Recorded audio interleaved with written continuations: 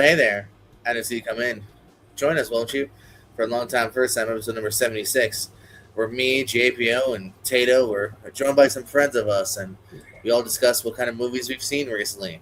Maybe it's for the first time. Hey, maybe it's just been a long time. Because this is long time, first time. Tato, how you doing? Doing fantastic. Brian Michaels, how are you? Why are we all talking so sexy? Why not? I got a cold too, so my voice is nice and low. Oh yeah. Hey, he's not just a little bit of business or a small amount of business. Oh, it's big business. Jeremy, how you doing?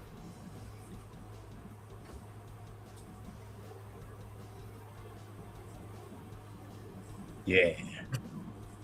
And last but certainly not least, you know him from the movie channel Diaz and Diaz on Diaz. It's Chris. Doing good. Here to talk some good, some bad, and then just okay. Way to spoil all three movies. Now we can figure out. It always spoil the reviews. Hey, Brian, since you're a guest, talk about a movie you saw recently. What'd you see recently? Well, aren't all these people guests? I don't know. Well, you're the first one that's on the fucking. Shut up. You know what? I'll start off with one people have actually seen. I have been going back to re-binge the Scary Movie franchise in preparation for the new one coming out. First one, obviously the best. I love that movie. That's great. The other ones I've always thought were kind of different levels of eh. But I do want to talk about Scary Movie 2. Scary Movie 2, when it came out, that was the one. Probably because it just came out right after the first one, like a year later. And it wasn't. I was very disappointed in it. I didn't really care for it. I thought a lot of the jokes fell flat, whatever. I think I watched it maybe one other time between then and now. Rewatched it this past week. I actually thought it was pretty damn funny. Now, it might have helped. I might have been in an elevated mood at the time, which makes things a little bit funnier. But I actually ended up enjoying this one a lot more than I remembered. It's got, a lot of the best cast is back. Because the first two, obviously, were the Wayans brothers, and they're coming back to do the new one that's coming out now. Everything else is done by different people. So this one doesn't quite live up to the first one, obviously, but I thought it was a lot of fun. It has a ton of cameos in it. I just really enjoyed this one a lot. I just wanted to bring this one up just because, like I said, this is one of those where, it wasn't like I hated it when I first saw it, but my opinion of it definitely went up on this viewing. So I like this one quite a bit. I gave it 3.5 stars this time. Jeremy, thoughts on Scary Movie 2? I don't like these movies very much, but Brian, I like the first two, and then everything else is kind of like whatever. I really like the Chris Elliott stuff in this movie. It's just so stupid and goofy, and it was perfect for the time that it came out in. Hopefully, they can get back to that. But they don't. They're nothing special to me. They're just there, kind of. But I do like this one the most. If Tim Curry's going to pop up, I'm probably gonna dig it at least. I'd give it 3 stars if I was going to rate it, probably. Yeah, I'm running a 3-star myself before this. I think it's a pretty decent follow-up to the first one. There's a good amount of laughs, interstitially throughout it as well. Some of it is a bit of the time. The basketball joke definitely worked well. The spoofing the commercial. It still kind of works if you know what that is, but I can see someone watching it now and being a little confused or whatnot. But still, I think there's some charm in this cast here. I've always been a Marlon Wayans supporter and the Wayans in general. So, yeah, 3 stars. Fun movie. Just to interrupt, you talk about the basketball commercial. I think that's the problem with a lot of spoof movies. Is when they're spoofing certain movies or whatever, I think that's when they're doing their best. When they start bringing in random pop culture references, like commercials, things like that, it really dates them. So if someone watches them years later, it's what the fuck is this? I don't know what this is. I forgot which one, but one of them has a Sanjaya American Idol reference, and I'm like, God damn, that's real specific at the time. Has that? Yeah, I'm like, holy shit, guys. Yeah, you watch that a year later, you're like, who? Sorry, I didn't mean to interrupt. Go ahead, Tatum. Anyway, I've seen Meet the Spartans. I've seen Meet the Spartans, but I've never seen any scary movies. So what does that say? God damn it! That means why are you on this? You should at least watch the first one. Assuming you've seen Scream. You should definitely watch the first 2. I would say. Definitely seen a significant amount of them type thing, but I've never actually sat and watched it. But you sat and watched Meet the Spartans. Chris, I skipped you because I'm a bad person. Yeah, I like kind of love and hate game movies. I think two is fine. I think I am the defender of three. I think three is funniest because Leslie Nielsen made three to be funny for the most part.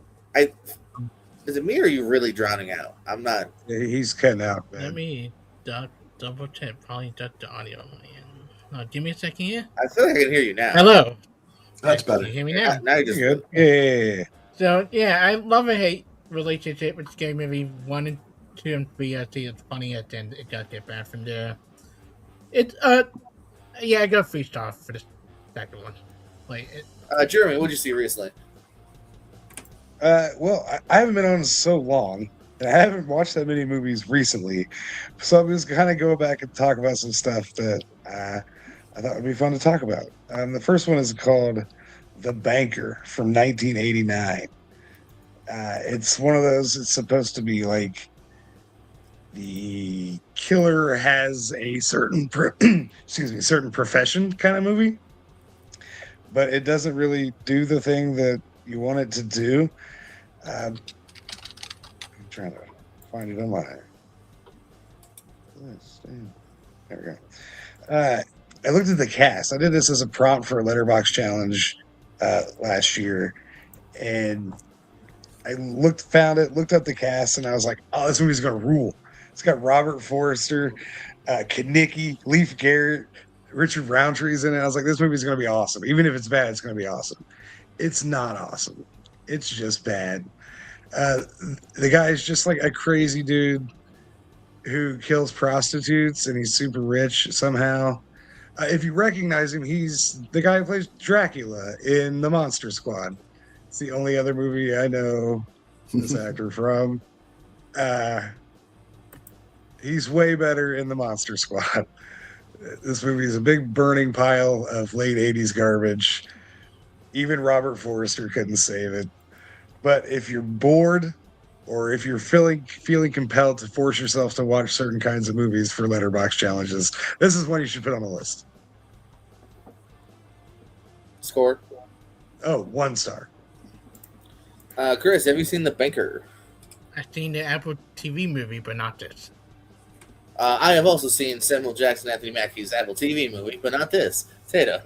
Oh. Also, it has nothing to do with this. I thought maybe this was a remake of this, but evidently not. Not a remake. I had just double check to make sure. I know. I will. Well, if you saw the movie, you obviously know it's not from hearing Jeremy. So, Tato. Still no. I didn't hear it the first time. Brian? I have never heard of this movie, although I'm surprised you haven't watched it because it also has porn star Terry Weigel in it. So. She does make an appearance. Chris, what movie featuring a porn star have you seen recently? So let me see you guys to get the movie. It stars Tom Wilkinson, Tom Welling, Alexandria Daddario, Maggie Grace, Teresa Palmer, and Benjamin Walker.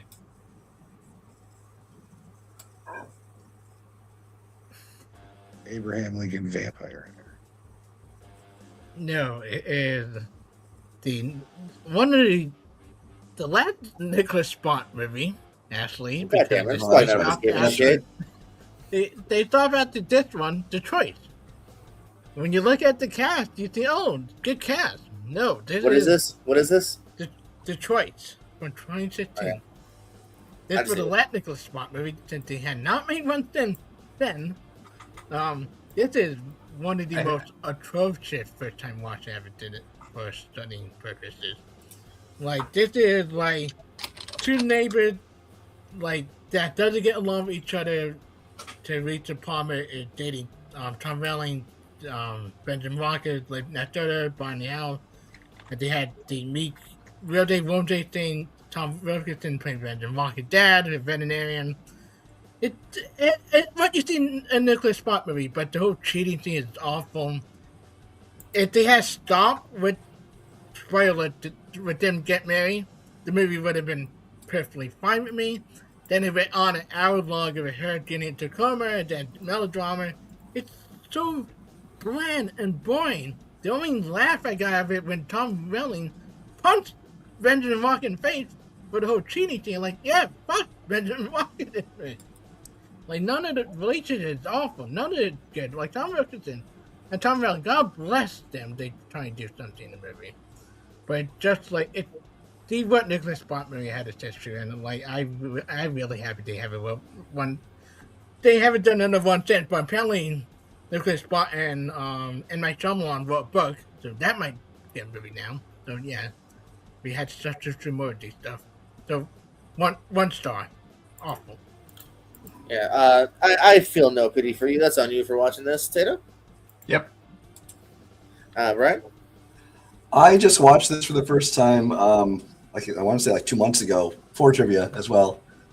Which I like I said, I don't really watch movies for trivia anymore unless I'm actually interested in them. And I really like Maggie Grace, and actually I like some of the other people in the movie too. So I'm like, oh, I'll check this one out. Anyways, I'm at least interested in watching it. It was fairly boring. I didn't hate it, and there's definitely Nicholas Sparks movies I like less. But I mean, like I said, I do like Maggie Grace. I wish she had been the lead though instead of Teresa Palmer. Benjamin Walker, who I didn't really know for anything except for Abraham Lincoln Vampire Hunter and then Rings of Power. I liked seeing him in this just because he like had some personality, and in those other movies he's kind of it's very stern and serious. So it was nice to see a different side of him. But overall, yeah, I agree. It's just kind of boring and pointless. And I agree. I think I even said in my review kind of the same thing Chris says. Like it got to a point where like okay, it feels like it's ending, and then just takes a turn and goes on for like another 45 minutes or so. Score? You give it 2.5. Jeremy? Oh. All right, so hey, we were playing Movie Grid earlier. We're talking Brian De Palma. You know why Snake Eyes came to mind? Because I saw Snake Eyes for the first time recently, from 1996, I think it is, or 98 actually. But yeah, this movie was a big like mixed bag for me in the sense of if it's got a great iconic well shot, sneakily edited opener that is truly great. Like go out of your way to watch the opener. Then I really had problems with the ending here. I think it kind of meanders to an over-the-top, unrealistic ending. And then there's even another like Cliff Note ending that I liked even less, where I was like, wait, that's what you're doing? It felt very Hollywood and necessary. And it's just this movie that like kind of gripped me at first. I liked the fact that Nicolas Cage is kind of like an anti-hero. Like you see him earlier in the movie, like he bribes people. He's not the best guy, but then later on kind of has to make even worse decisions, or whether or not he wants to make those decisions. So I like that aspect of it, and it is well shot. And you also got a good Carla Gugino performance in this as well. Good to see her in a meaty performance. I love her. Garrison Nice. I don't know if he even acts anymore. So it really was a mixed bag. Like, there's some things I think are really to be admired about this movie here, and there's other things that I thought was really kind of mishandled in this movie here from Brian De Palma here. So I only ended up giving it a 3. I really had kind of problems with the second half here, both as an action movie and then also like from just a logical. It didn't fit the rest of the movie, I felt, and didn't live up to what had been set up. Tato, I have not seen. Brian. Yeah, I'm not really a fan of most Brian De Palma films, but this one is actually one of his that I actually liked quite a bit when it came out. I remember when I saw it, and even now I still like it. I do agree that it kind of falls apart in the ending, but I think everything up to that kind of works just because of the performances and especially like the editing and everything, because it's one of those movies that's like told in real time, and I'm always kind of a sucker for movies like that. Like this one, Nick of Time with Johnny Depp is another good one if you haven't seen that. But I think it works here. It doesn't feel like a gimmick. It feels like, because you got the hurricane approaching and you got him trying to solve the crime and everything going on. I think it works for them here. And Nicolas Cage, I mean, there are a few times, especially early on, where he goes full Nick Cage. So but then he kind of tones it down for most of the film, and then at the end it goes crazy again. But you get to see the full gambit of Nick Cage. But I mean, I enjoyed this one. Like I said, it's one of my favorite Brian De Palma films. But even at that point, it's still only 3.5 stars for me. Jeremy. I probably saw this, like I'm sure my dad watched this, and I watched this with my dad when it came out, like on VHS or whatever. I don't really remember anything about it. I just remember the suit that Nick Cage wears. Like, that's the shot I always imagine it, but don't remember enough to like comment on it. Chris? Haven't seen it. All right, Tato, what'd you see? I saw Leatherheads. I did come in a little short this week, so I flipped on YouTube as soon as I got home from work, just clicked movies, and I was like, hey, there's one I have not seen that is interesting to me. I'm obviously a sports guy. Fucking Clooney is dope, so check that out. It's weird. It almost has like a Wes Anderson thing going on, and I don't know if that is somehow like tied into Fantastic Mr. Fox, but like it's not as colorful just because of the nature of the movie, but like the colors are sort of there in like Renee Zellweger's outfits and some of the scenery. But it's like a wash. It's like a washed Wes Anderson thing, and then like some of the shots are very weird. But it's not quite as dry as a little more whackety schmackety do. WSD, we like to say around here. Still a fun enough football movie. It would be hard to imagine Jim as a super athlete in any context other than 1920s pro football, in which case, yeah, if you're just a 6'3" guy who is in reasonable shape, you're a super athlete at that point. So it actually kind of works in a weird way. Renee Zellweger and George Clooney are fucking effortlessly charming because they're Renee Zellweger and George Clooney. Neither of their best performances, but they're still really fucking good, and they just play off each other really excellently in this scene in particular here.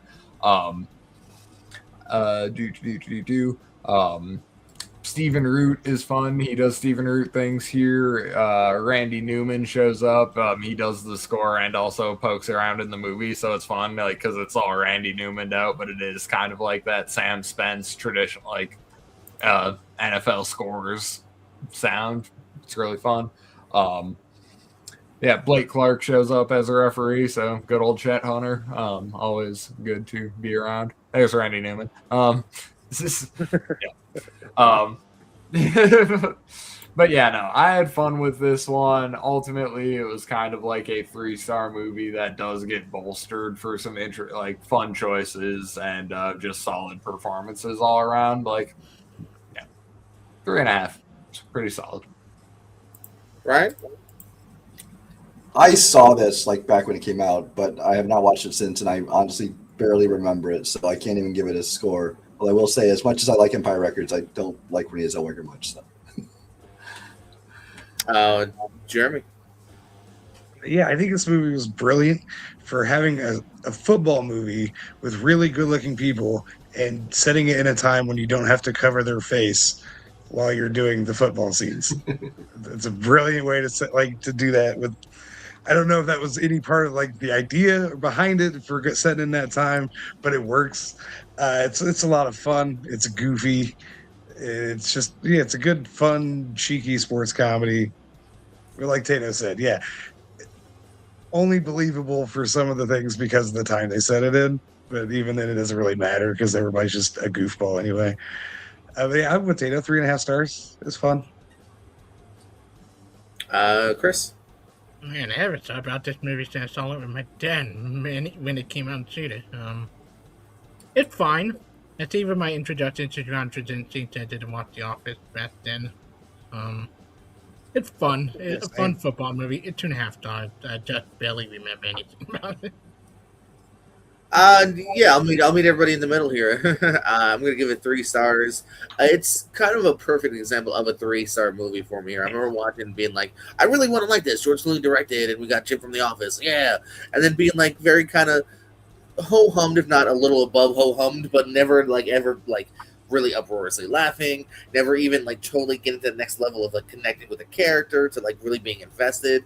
Not bad at all. Like I said, 3 is still positive, but yeah, definitely kind of like a great. This is a 3-star movie for me where I'm like, I can get through it, fine, dandy, but nothing next level by any means. I was right there till a couple of scenes at the end punched it up just a bit for me. Yeah, I was thinking that exact line. Literally in 1.5 stars tops here, so yeah. Brian, what you got? Next movie, this time I'll go with one probably nobody's heard of. So in like the late 80s, early 90s, like when Jean-Claude Van Damme and Steven Seagal were like, big hits. All the studios like looking for like anybody who they could put in action movies, make an action star. if they had even the slightest experience in martial arts. Just Jeff Speakmans and your Michael Dudikoffs and Michael Perez and people like that. One person that they tried to make into a star as well was Thomas Ian Griffith from Karate Kid 3. Most people know from that. The movie I'm talking about is Excessive Force from 1993. This is basically, they wanted to give him his, Jean-Claude Van Damme, Steven Seagal movie. I mean, he never quite made it. He never really broke out as an action star like they were trying to make him. But he wasn't terrible. I mean, he's clearly a guy who does have martial arts training, and they tried to showcase that in the movie. And he's not a bad actor, but he's not great, and the writing isn't very good, and all this kind of stuff. But I will say, what makes this movie memorable, though, it has this surprisingly great supporting cast. You got Lance Henriksen, you just saw there. Tony Todd in a rare good guy role. You got Burt Young, who I think you also just saw there from Rocky. You have James Earl Jones is in this movie. So it's got like a great supporting cast, which kind of gives it a little bit of pedigree, so it doesn't look like a complete waste of your time, a straight-to-video movie or something. But I can't recommend this as a good movie, but it's actually not terrible. It was fine for passing the time. I gave it 2.5 stars, but honestly, it was an enjoyable 2.5 stars. I gotta say, the one thing I am enjoying is this trailer. Did you see that? It's like excessive action force, excessive action force. Like it just kept like replaying the title. I thought that was kind of funny. Jeremy,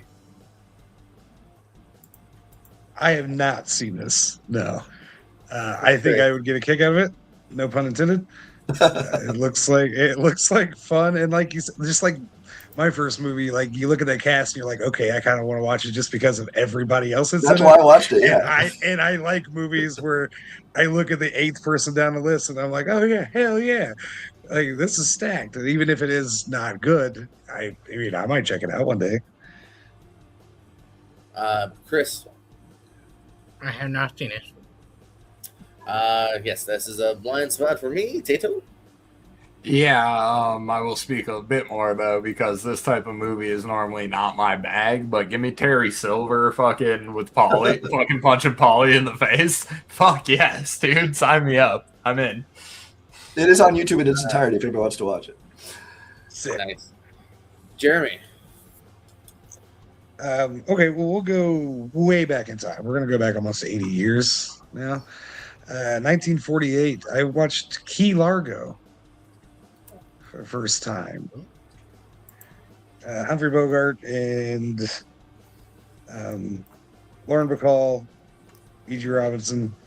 This is a very good movie based on a play, I think. Directed by John Huston, and I've come to realize I just kind of like John Huston movies in general. All the ones that I've seen, I like a lot, and this one is just another one that I like a lot. They're set in a hotel. A guy wanders in, and there's some weird people, and a hurricane's about to roll in, and you realize they're all a bunch of monsters. Sorry, hold on. My dog is speaking.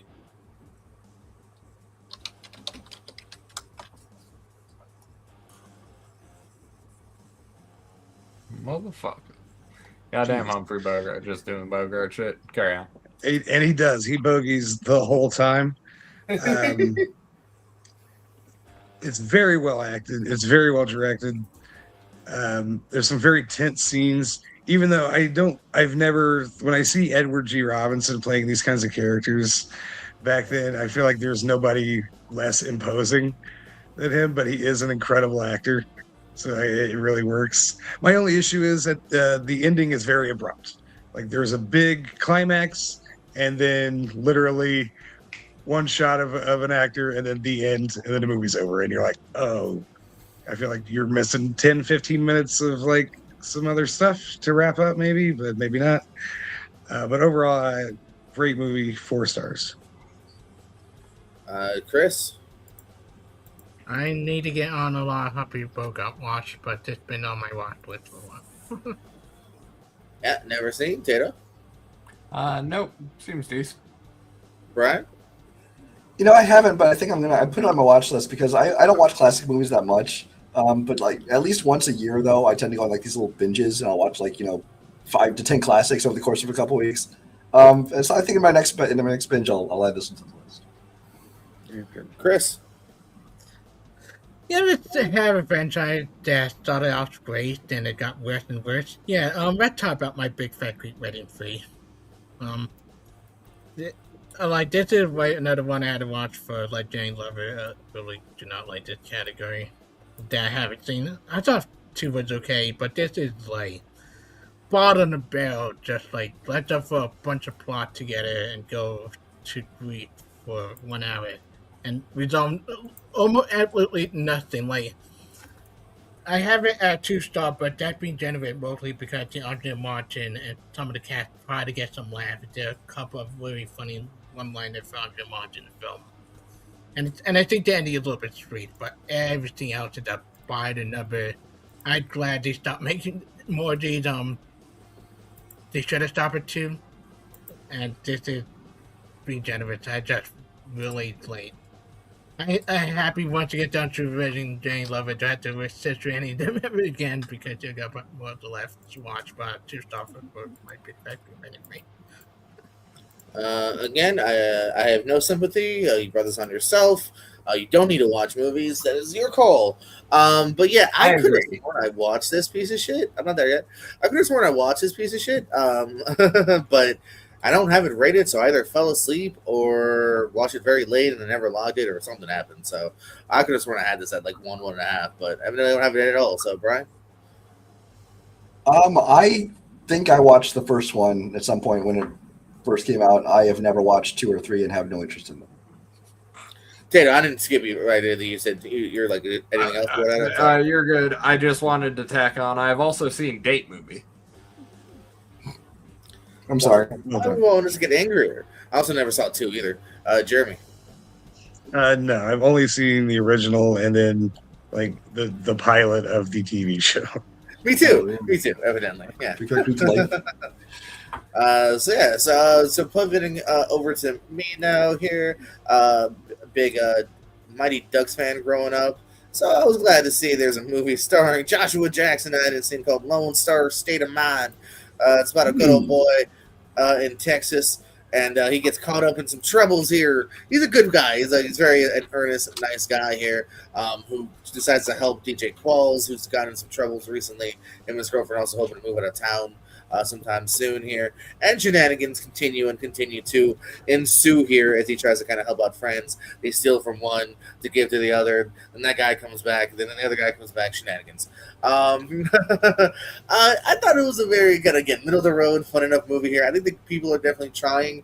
Shout out to Ryan Hurst, who was DJ Qualls' buddy, who's kind of the more evil of the two. He's very funny.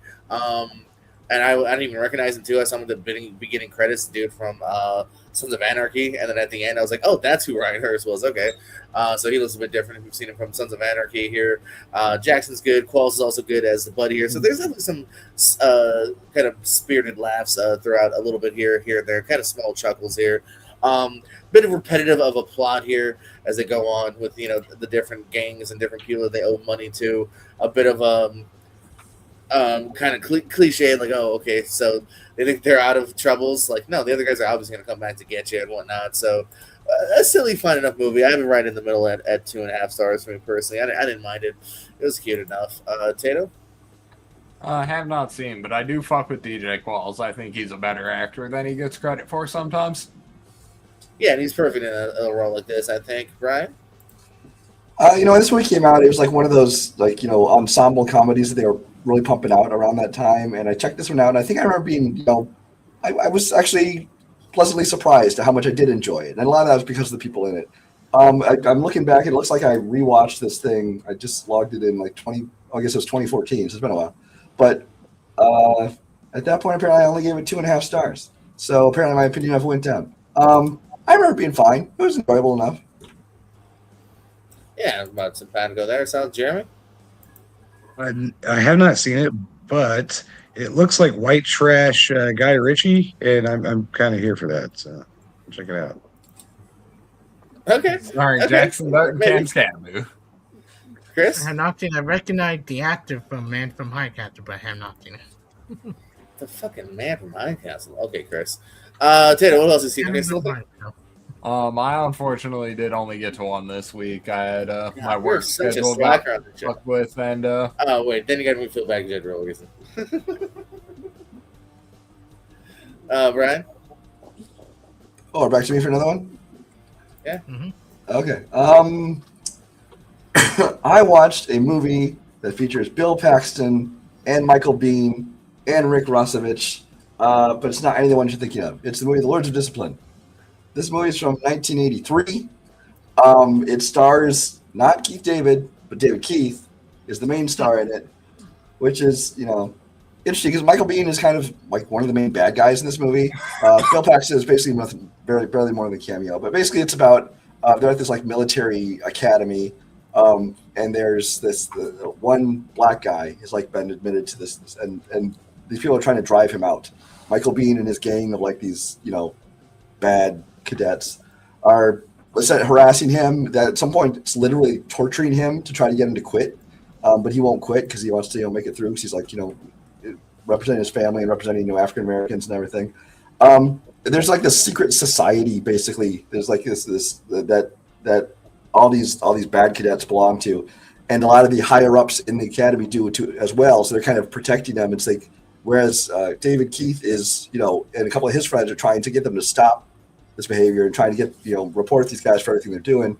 The higher ups are basically protecting them because they're part of the same secret society. It was a decent enough movie. It's not not a fun watch, but it was interesting seeing some of these people early in their careers. I gave it 3 stars.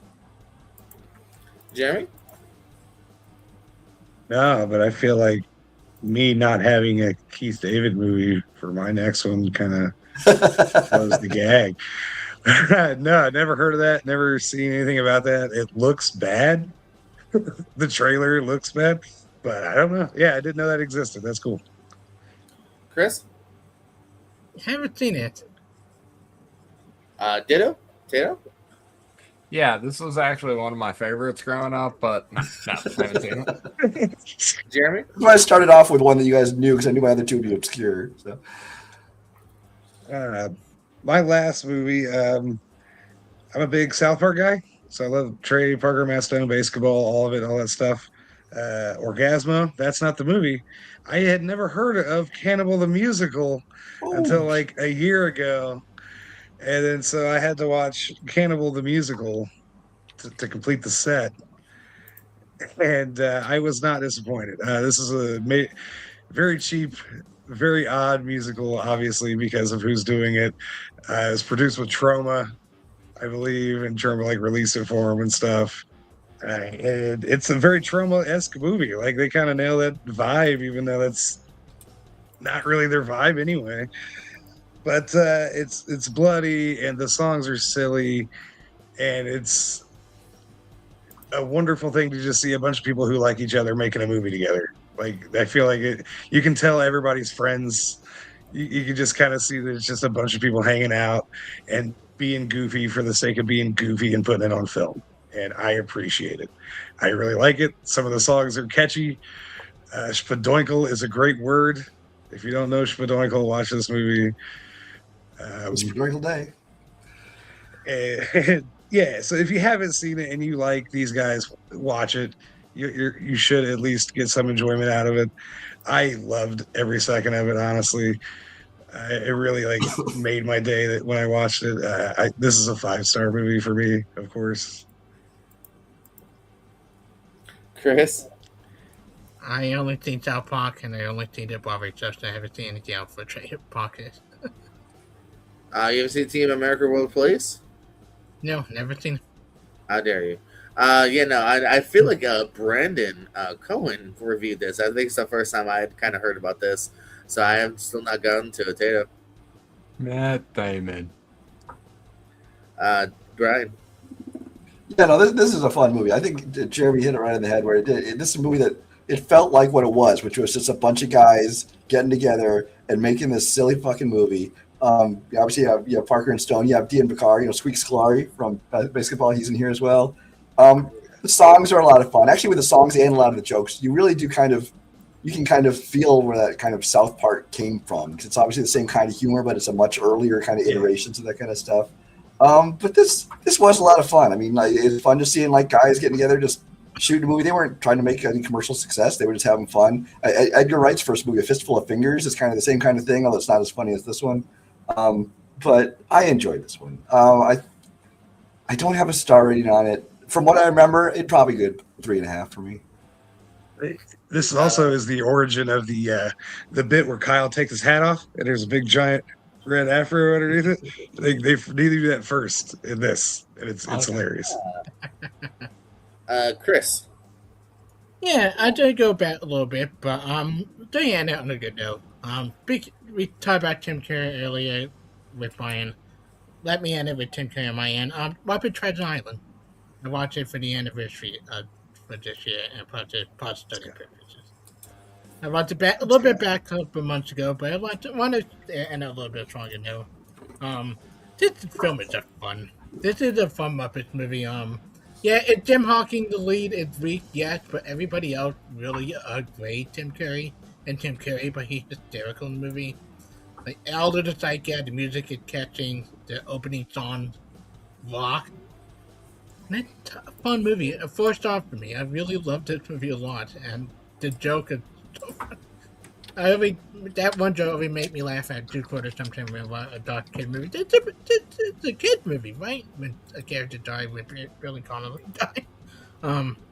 Yeah, it's 4 stars. It's a fun Muppet movie. It's like happy anniversary, Muppet Treasure Island. Like it doesn't get talked a lot about, but this is one of the most fun we watched for Muppet stuff. Yeah, no, most Muppets are blind spots for me. Tato? I have spent more time today on ASAT doing Kermit doing the Taken speech than I have watching Muppet movies. Particular. Okay. Brad?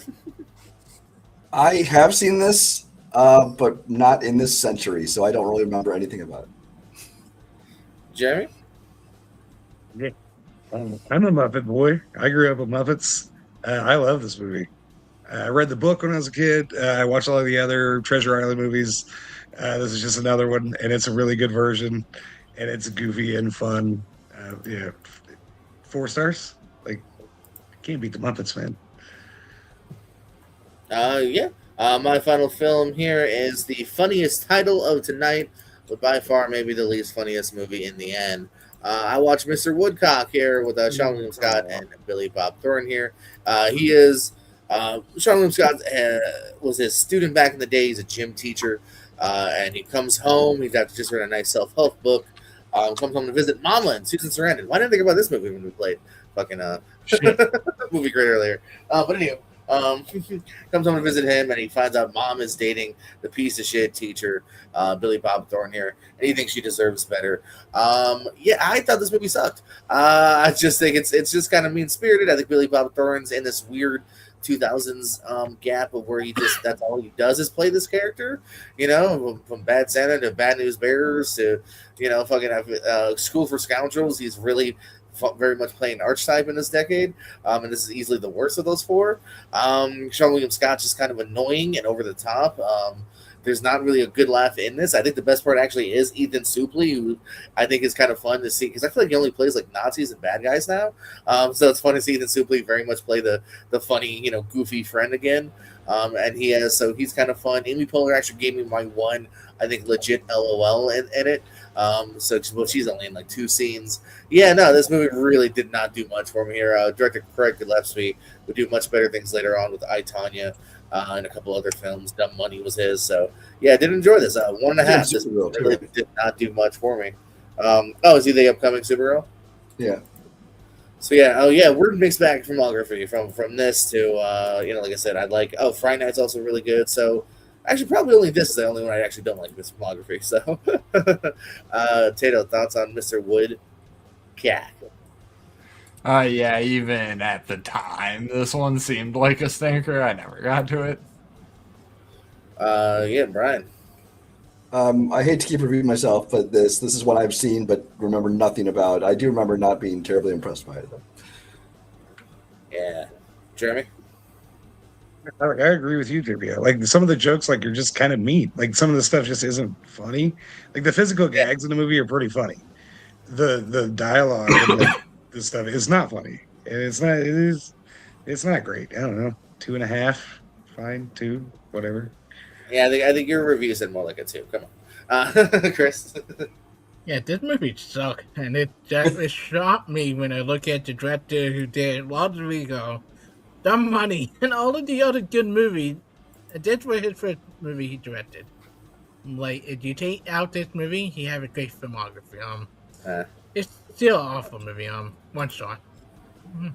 Yeah, no, fair enough, fair enough. So that sounds like that will be this week here on Long Time First Time. Join us next week when, I don't know, fucking figure it out. Like Thursday, Friday, Saturday, something like that. With a potentially new cast of characters here. But until then, we're going to do some plugs and parting words. Everybody get ready. This guy never knows when to end his plugs. Brian. Bye. Calm down, Oh, dude. shit. Jeremy. Come watch Blockbuster Brawl over multiplex, and then all the other things that everybody else does. Yeah, Chris. You just find me here and there. Anyway, a multiplayer movie hero that the tournament fight pretty quick thing, and then you've seen her whenever that part happened. And here with the team tournament, because my match ever happened yet. Yeah, Dana. Yep, find me here. Lights out trivia. We got the semifinals of the teams tournament coming out this week, and last week had all those quarterfinal matches. So check those out if you haven't. Yes, we have team tournament here. Of course, the big one happening on this channel here. All these lovely human beings will be popping up in that tournament. If they haven't already, they're coming up very soon. We just filmed a match earlier. Good match. Check that out. We got something coming up at least Monday. I'm going to try to book another match here in a few minutes. So, yeah, stay tuned and plenty more shenanigans here on this channel. And, hey, we love you.